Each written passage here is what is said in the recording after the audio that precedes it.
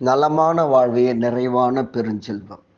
தூதுவளைய அரைச்சி தொண்டையில தான் நனைச்சிங்கிற ஒரு புகழ்பெற்ற ஒரு சினிமா பாட்டை நம்ம பலரும் கேட்டு ரசிச்சிருப்போம். இந்த தூதுவளைங்கிற சொல்லக்கூடிய இந்த மூலிகைக்கு உள்ள சிறப்பு என்ன தெரியுங்களா?